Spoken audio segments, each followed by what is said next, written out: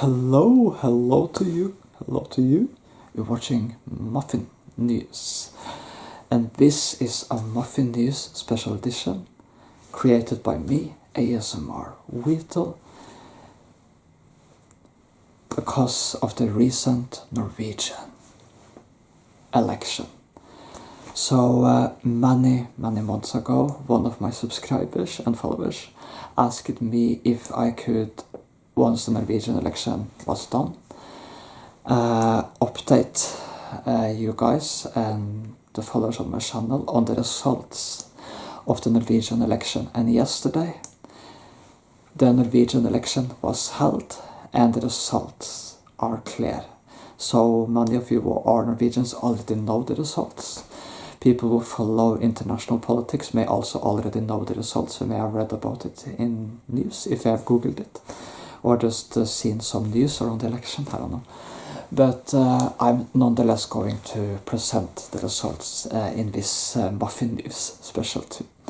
So the results are clear, and to get a majority in the Norwegian parliament and in the Norwegian election, the coalitions, which consists of various parties on each side. There is the five political parties of the leftist coalition and the 4 political parties of the conservative coalition. And to get a majority, the coalition which wants to rule needs 85 representatives at least to be able to form a government. There are 169 representatives in the Norwegian parliament, the Storting.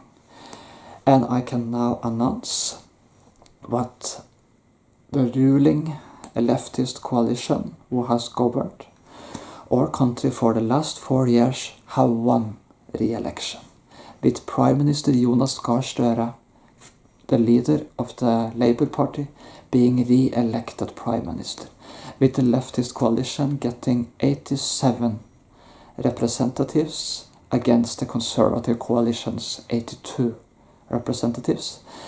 The final results of the overall election are clear, but there are some minor results which aren't clear, so it could be what the left coalition will get 88 or 89 representatives when all votes are counted, or it could be they will remain at 87. But that's some minor details for you there. But the overall results are nonetheless clear. There are no paths to victory for the Conservative coalition, which means that the left coalition and the Labour Party has won the election. But there is one bright side for the Conservatives, and that is, of course, the surge and enormous gains of Norwegian's far-right party, the Progress Party. They became the second biggest party in parliament and got around 23 to 24% of the vote, the best election result the far-right Progress Party has ever had in Norwegian history. The Labour Party became the biggest party with around 28% of the vote, 27 to 28% of the vote. One of the biggest losers of election night was the established Conservative Party, the Right Party, led by Erna Solberg, who now, after a disastrous election night, will step aside as party leader in the coming period. They ended at 14% and around 14% to 15%, and that was, to put it mildly, that's an election disaster for the established Right Party. This is the party that was the dominant party the last time the Conservatives held power. Erna Solberg was our former Prime Minister for 8 years, from 2013 to 2021. And they were in enormous heights in percent and everything. They were bigger than the Progress Party, and now in this election their vote has collapsed. And this is also one of the central reasons for why the Conservatives lost the election. Other parties which also struggled was the Left Party and the Centrist Party. The Centrist Party are allied with the Left coalition, but they did not have a great election night. And the Left Party, allied with the Conservative coalition, also struggled a lot and didn't do well. The Left Party landed at 3.7% somewhere, well below the 4% threshold, which you have to cross to really make a dent and make some gains in the elections.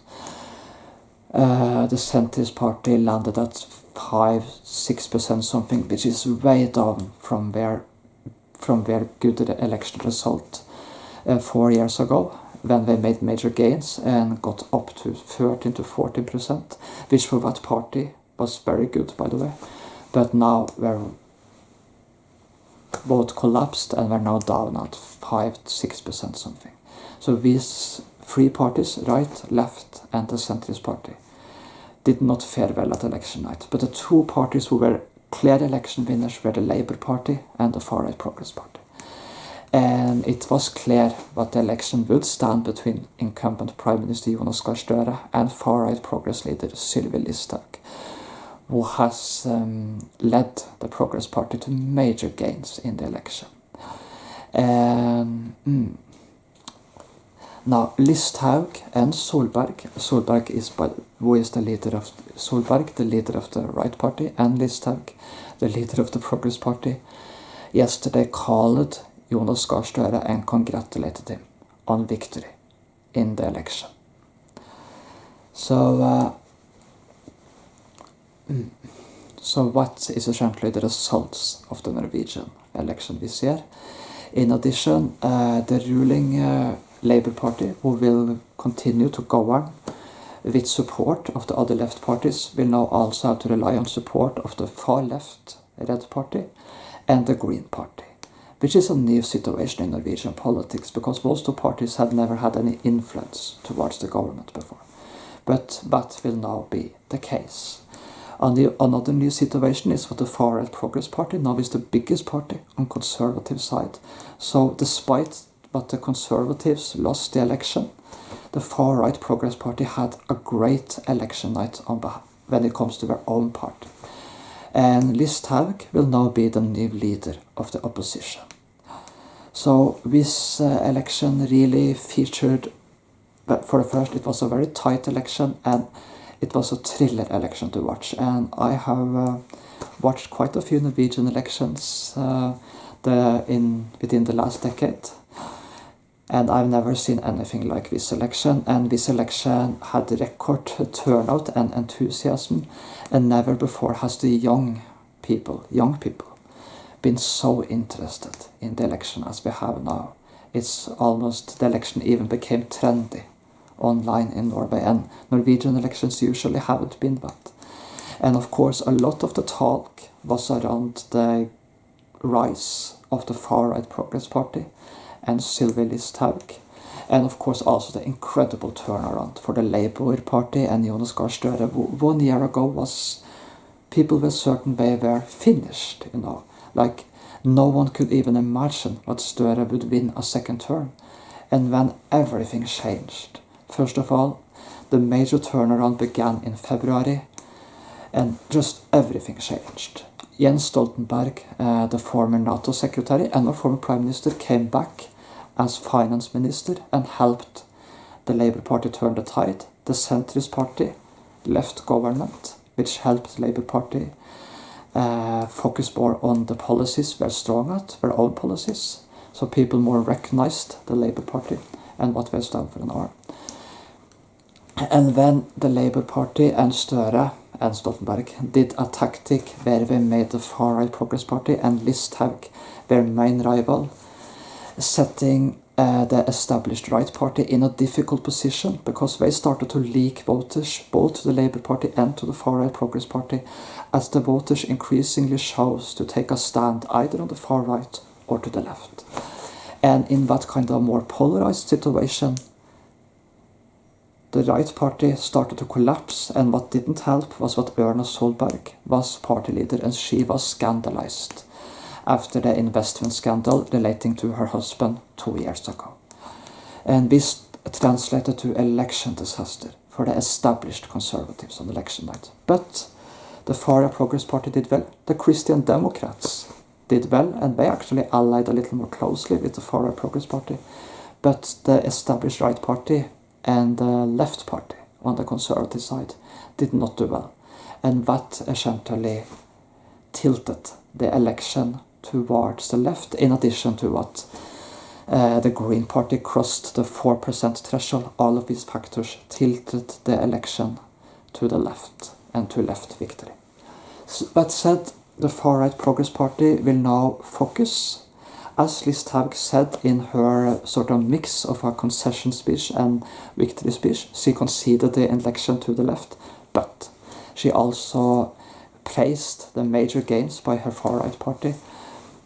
And her strategy in this election has, of course, been to just focus purely on her own party and the gains of the far-right Progress Party, even if it was at the cost of the other conservative parties, which has been a little frustrating for some of the other conservative parties. But Listhaug said they would be focused on winning the next election in 2029. She acknowledged that now would be 4 new years of left coalition rule, but she said they would work hard, they would work towards victory in 29, and of course Solberg, the leader of the established right party, also said that her party would try to rebuild within 29. And of course in 29 the left coalition, provided the government lasts for 4 years, which I'm going to just assume it does, but then the left coalition will have been in power for 8 years. That could be a very, very good time for the conservatives to build up momentum and try to oust government, because after 8 years people in a democracy usually want change. So even though it didn't go the way the conservatives wanted this election night, they will try again in 4 years, and maybe they will have much better luck 4 years from now. So that was the results. I can, by the way, just add some things at the end here of this special. First of all, this video will be published very shortly after I filmed it, because I want this to be a video that comes out very close after I filmed it. Second, I'm a neutral voter. I'm a very neutral guy and voter. I can swing both left and right. So I have a very objective and neutral perspective on this. And that's what I try to present to you today, And the second and third, one of the beautiful things about Norwegian elections, which I have to praise about Norwegian elections, is this. In Norway, we are very respectful of each other, despite our political differences and opinions. And you could see that in the sort of relationship between the party leaders and the various politicians. People from the far-right party are actually friendly towards people of the Labour Party. And sure, we in Norway can have strong political disagreements at some times, The whole thing up with Støre and Listhaug and Labour Party and far-right party have been central topics in this election. So there has been some polarization, but we in Norway are still very respectful of each other. And I believe that's something which sets Norway apart from many other nations. We can have strong disagreements, but we still maintain a central respect for each other. Most people of the Labour Party, at least of the politicians, are friendly to people in the far-right Progress Party and vice versa. So I believe that's one of the strengths of Norway. And and that's one of the things I like, that kind of unity in politics, even when we really, really disagree. Because in Norway, like in any country, can of course disagree a lot politically. But it's nice to see that type of unity beneath all of that, and it was a very friendly, friendly election night. Both Listhaug and Solberg called Støre and congratulated, and had the election been the other way around and Støre had lost, he would have called Solberg and Listhaug and congratulated them, it shows really what we in Norway have very much respect for each other. Anyway, I hope you enjoyed this sort of election special. By the way, I get that in countries where people are more passionate and the disagreements are stronger, it is far more difficult to get that kind of unity. But we in Norway are a little calmer, so even though the election was a little more polarizing than it usually was, we still maintained a sort of basic respect for each other. And we had a very friendly and good election night. Anyway, all the best to you, and I hope you enjoyed this Muffin News special. All the best, all the best.